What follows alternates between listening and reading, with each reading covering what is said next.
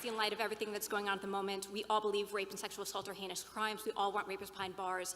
But I feel that in this climate, logic, evidence, and data are kind of being lost in translation. And also there's a very pervasive you're with us or against us mentality that's really doing a lot more harm than good. So my question to you is, how can we best stand up for the importance of due process and the presumption of innocence while also doing what we can to support survivors?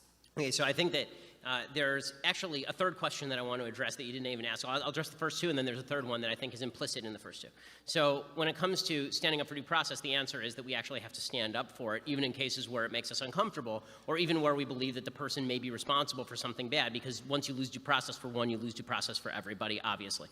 When it comes to standing up for sexual assault survivors, I think the idea that we ought to take everybody's first account with the respect it deserves means not dismissing, not downplaying, but it also means asking the proper questions in order to get at the truth. That doesn't mean intimidating people. It doesn't mean calling people liars without evidence that they're lying. It doesn't mean mocking them, obviously, God forbid.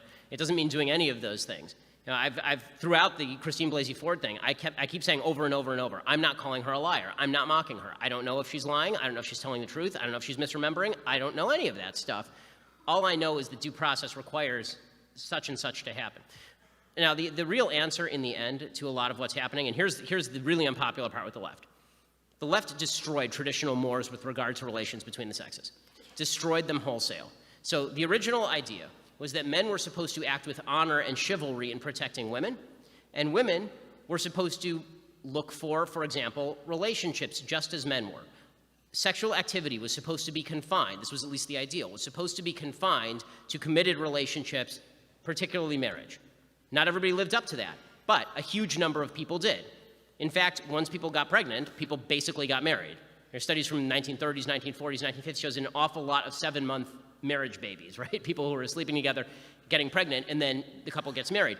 When you don't teach men to protect women, you get men who will victimize women. And when you don't teach women that they ought to cherish men who are responsible and good, all you end up doing is incentivizing bad male behavior. The feminist movement was not wrong when they said men are acting like pigs. They were wrong when they said women also ought to act like pigs and that this is a solution to our problem. Because now what's happened is they got rid of all the traditional mores about how sex ought to be connected with love and ought to be connected with relationships. They got rid of all of that. It was just a bodily function now. Except when it comes to actual sexual assault, we treat that differently than any other bodily function, obviously. But that's the problem, right? So they create the standard where sex is basically a throwaway item, sort of like eating.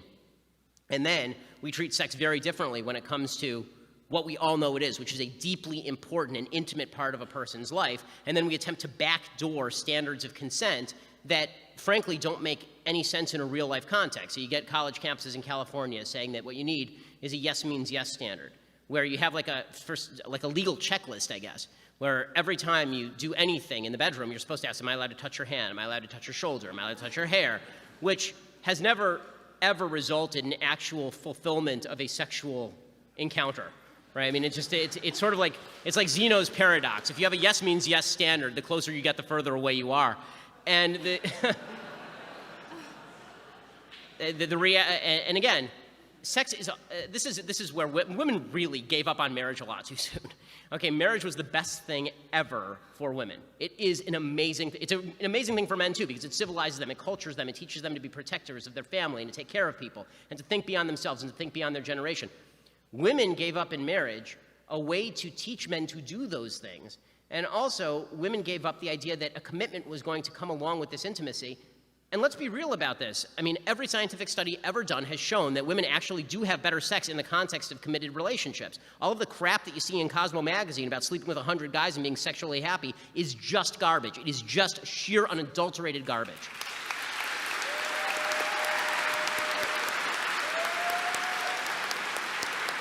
So, I don't know, long answer to a short question, but reinculcation of traditional roles of male and female with the same feminist respect that we ought to have for women at all steps of the process is the answer.